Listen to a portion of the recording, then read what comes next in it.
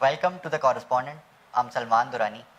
کل کی تاریخی جیت اور دوسری طرف کل کی تاریخی جو ہار ہے نون لیگ کے لیے، اس کے بعد بڑی ڈیولپمنٹس ہونے جا رہی ہیں اور اس کے بارے میں نے سوچا آپ کو بتاتا چلوں. بہت ساری چیزیں ہیں ڈسکس کرنے کے لیے اور بہت سارے اینگلز ہیں بتانے کے لیے کہ اب کس طرح سے ٹوٹ پوٹ ان کے بیچ میں شروع ہو چکی ہے، کس طرح سے یہ اختلافات پارٹی کے اندر، میں نون لیگ کی بات کر رہا ہوں، اور جو حکومت کے اپنے جو اتحادی ہیں پیپلز پارٹی سمیت مختلف جو لوگ جوڑ کے رکھے ہوئے تھے، اب تو انہوں نے بھی بولنا شروع کر دیا ہے، کھل کے تنقید کرنی شروع کر دیا ہے. سب سے پہلے میں آپ کو ایک آئٹم دکھاتا ہوں. آپ سے کچھ دیر پہلے جاوید لطیف صاحب ہیں نون لیگ کے، انہوں نے ایک بم پھوڑا ہے.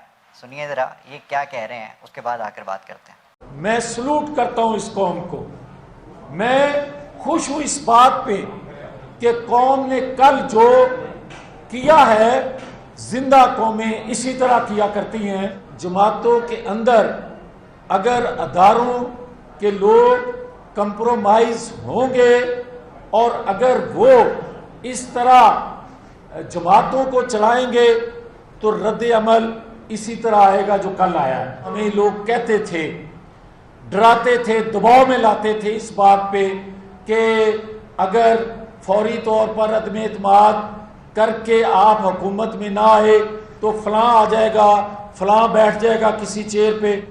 اور آج اگر نواز شریف نے سچ نہ سب کچھ کہہ دیا اور نواز شریف کو اب سارا سچ کہنا پڑے گا.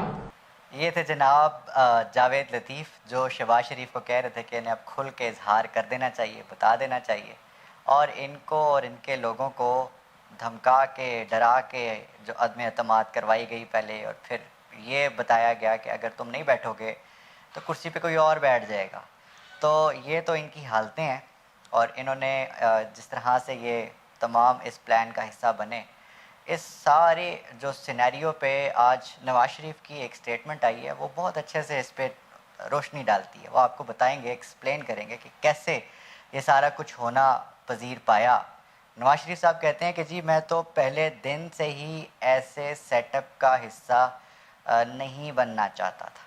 یہ نواز شریف کی سٹیٹمنٹ ہے. اور کل آپ نے خود دیکھا ہے جس طرح سے یہ سارے جنہوں نے باری باری ہار ماننا شروع کی اور پھر معافیاں بھی مانگ رہے تھے کہ ہماری اسیسمنٹ غلط تھی، اور آج کہہ رہے ہیں کہ جی ہم عوام کا فیصلہ قبول کرتے ہیں، اور یہ کس طرح سے انہوں نے یو ٹرن لیا. اچھا، نون لیگ کے بیچ میں جو اختلاف ہے وہ تو اس کا بھانڈا پھوٹ گیا، ایک بیچ میں ہی ہنڈیا پھوٹ گئی. سب کو پتہ چل گیا کہ کیا ہو رہا ہے اور کون کس کے خلاف سازش کر رہا ہے.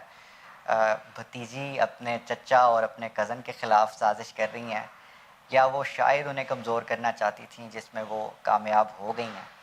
نواز شریف صاحب جو ان کے والد صاحب ہیں، انہوں نے بھی کوئی اسی طرح کا اندیہ دیا ہے.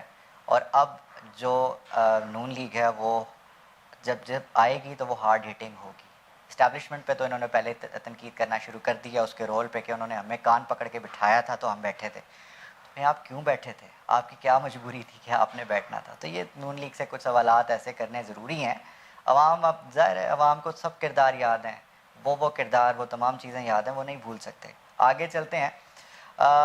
پیپلز پارٹی کی طرف سے بھی کچھ اب ایسے بیانات آنے شروع ہو گئے ہیں کہ وہ بھی اب چاہتے ہیں کہ اب چونکہ اخلاقی جواز نہیں رہا حکومت کے پاس بیٹھنے کا، تو اب عام انتخابات کی طرف جایا جائے. آج بھی ایک اہم اجلاس ہوا پیپلز پارٹی کا. میں یہاں پہ آپ کو دوبارہ بتاتا چلوں، میں یہ نہیں کرنا چاہ رہا یہاں پہ کہ پیپلز پارٹی کو پروموٹ کر رہا ہوں، میں صرف ان کا سٹیٹمنٹ بتا رہا ہوں. اور میں سمجھتا ہوں کہ پیپلز پارٹی کی پنجاب کے اندر کوئی اس طرح سے وقت نہیں ہے، طاقت نہیں ہے، کوئی ایگزسٹنس نہیں ہے. وہ صرف ایک سندھ کی چھوٹی سی پارٹی بن کے رہ گئی ہے، اور ہمیں اس کی ایگزسٹنس پہ اس کو پروموٹ بھی نہیں کرنا چاہیے، ان کے کردار پہ بھی پروموٹ نہیں کرنا چاہیے. میں چھوٹی سی آج ایک عرض کرنا چاہ رہا تھا. شیخ رشید صاحب نے آج ایک بیان دیا کہ یہ جو پنجاب ہے اس کے اندر نواز شریف کو زرداری صاحب نے جو ہے ختم کیا. تو میں تھوڑا سا اس پہ اختلاف کرتا ہوں. میں سمجھتا ہوں کہ شیخ رشید صاحب کو سوچ کے بیان دینے چاہیے، کیونکہ پنجاب کے اندر جو نون لیگ کو جس شخص نے ختم کیا اس کو عمران خان کہتے ہیں، اور یہ تمام عمران خان کی ایفرٹس ہیں جس کا کریڈٹ صرف اور صرف عمران خان صاحب کو ہی جاتا ہے. پیپلز پارٹی کو فضول میں اگر آپ پبلسٹی دینا چاہ رہے ہیں تو اس کا مطلب ہے کہ آپ شاید کسی اور کی زبان بول رہے ہیں. تو شیخ صاحب سے یہی گزارش ہے، یا پھر شیخ صاحب کے آس پاس جو ذمہ دار لوگ ہیں ان سے یہی گزارش ہے کہ یہ سمجھیں کہ شیخ صاحب کس کی زبان بول رہے ہیں، اور شیخ صاحب کو اب تھوڑا بڑبولا نہیں ہونا چاہیے، بلکہ سوچ کے بات کرنی چاہیے کہ وہ کس طرح ڈیمیج کر رہے ہیں اس پوری کاز کے اندر اس سب کو. چلیں اس بات پہ تو خیر میں نے اپنا ایک بیان ریکارڈ کرانا تھا، اس پہ میں آگے چل کر آپ کو تھوڑا سمجھاتا ہوں کہ اگلے ایک ہفتے یا اگلے 10 دن کے اندر اس ملک میں ایک بہت بڑا چینج آنے جا رہا ہے، جس کی شروعات ہو چکی ہے کل کے الیکشنز کے ریزلٹس کے بعد سے. پاکستان تحریک انصاف کو ایک ٹریمف وکٹری ہوئی ہے، اور اس کے بعد اب ہر کوئی سوچ میں پڑ گیا ہے کہ اس ملک کی اسٹیبلشمنٹ کون ہے. ایک نئی اسٹیبلشمنٹ جو ہے وہ سامنے آئی ہے ابھر کے. میں نام نہیں لوں گا، نہ اتنی وضاحت کروں گا، مجھے پتہ ہے کہ عوام بہت زیادہ سمجھدار ہیں اس حوالے سے، سب جانتے ہیں کون ہے کون نہیں ہے. آئی ایم ایف کا آج کا ایک اہم بیان سامنے آیا جو اس طرف آپ کا دھیان دلائے گا اور اس چیز کو مزید پختہ کرے گا کہ اگلے ایک ہفتے یا 10 دن کے اندر اندر کچھ بڑا چینج آنے والا ہے. ایک تو عمران خان صاحب نے آج بیان دیا اور انہوں نے الیکشن کمشنر کا جو استعفیٰ ہے اس کا مطالبہ کیا ہے. ایک بہت بڑی بات ہے، کیونکہ وہ سمجھتے ہیں کہ الیکشن کمیشن جو ہے الیکشن کمشنر کے اوپر عوام کا وہ اعتماد نہیں رہا. ڈیفینیٹلی وہ رول جو کہ انہوں نے ریسنٹ الیکشنز میں ادا کیا ہے وہ کسی ایک اہم ادارے کے سربراہ کا رول نہیں ہونا چاہیے، بیکاز وہ ملازم نہیں ہیں کسی پرسنل پارٹی کے یا کسی بھی پولیٹیکل پارٹی کے. وہ کسی ادارے، اس ملک کے ادارے کے سربراہ ہیں، اور ان کو اسی طرح ہی اپنے فرائض انجام دینے چاہیے. عمران خان صاحب نے ان کے ان کے مستعفی ہونے کے مطالبے کے ساتھ ساتھ جنرل الیکشنز کی طرف جانے کا بھی ایک اندیا دیا، اور آنے والے دنوں میں ہو سکتا ہے کہ خان صاحب اس چیز پہ لانگ مارچ کال کریں یا اس مطالبے کو مزید جو ہے وہ آگے بڑھائیں اور اس پہ اپنا کوئی لائے عمل کلیئر کریں. آئی ایم ایف نے آج ایک بہت انٹرسٹنگ بیان دیا ہے، اور وہ بیان اس سے متعلق ہے کہ جو انٹرم گورنمنٹ ہے، میں تھوڑا ریڈ کر دیتا ہوں ایگزیکٹلی انہوں نے کہا کیا تھا کہ آپ کو اس پر مزید سمجھا سکوں اس کو.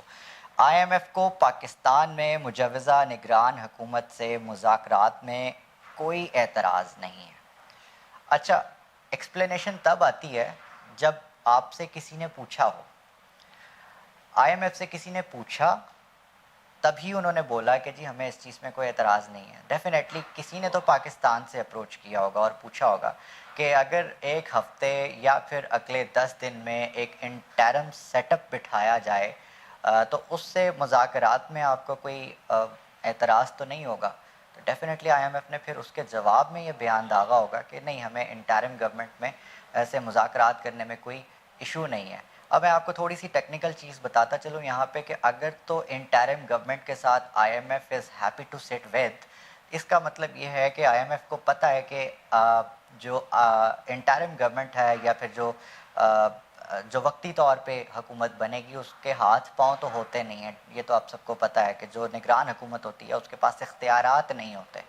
تو اختیارات جس حکومت کے پاس نہ ہوں اس کو بہت آسانی سے ہینڈل کیا جا سکتا ہے، ڈیل کیا جا سکتا ہے. تو آئی ایم ایف یہ چاہے گا کہ اس حکومت جس کے پاس بالکل بھی پاور نہ ہو اس کو ہم کنٹرول کرنے میں کامیاب ہو سکتے ہیں اور پاکستان کی اکانومی کو اور شرنک کر سکتے ہیں، یہاں پہ اپنے طرز پہ فیصلے کروا سکتے ہیں. تو I M F is happy کہ جی وہ انٹرم سیٹ اپ جو کہ جس پہ ڈیفینیٹلی اب ڈبیٹ شروع ہو چکی ہے اس کے ساتھ بیٹھ کر مذاکرات کرے. تو یہاں تک بات پہنچ چکی ہے. اب ڈیفینیٹلی عمران خان صاحب کے بیان اور جاوید لطیف، اس کے بعد میاں محمد نواز شریف صاحب اور ڈفرینٹ جو سیاسی کردار ہیں، اب وہ جنرل الیکشنز کی طرف جو ہے اب ڈبیٹ کو لے کر جا رہے ہیں. میرا ایک تجزیہ ہے سمجھ لیں، اور وہ انفارمیشن کی بیس پہ ہے. ڈیفینیٹلی میں کوئی اندازوں کی صحافت نہیں کرتا.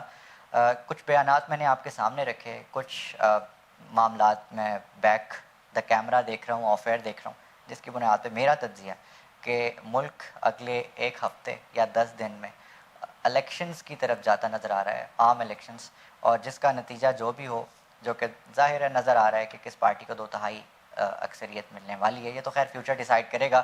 اس پہ گاہے بگاہے آپ کو جو ہے وہ اپڈیٹ کرتے رہیں گے. کورسپونڈنٹ سے اتنا ہی. سلمان دورانی کو اجازت دیجیے. شکریہ.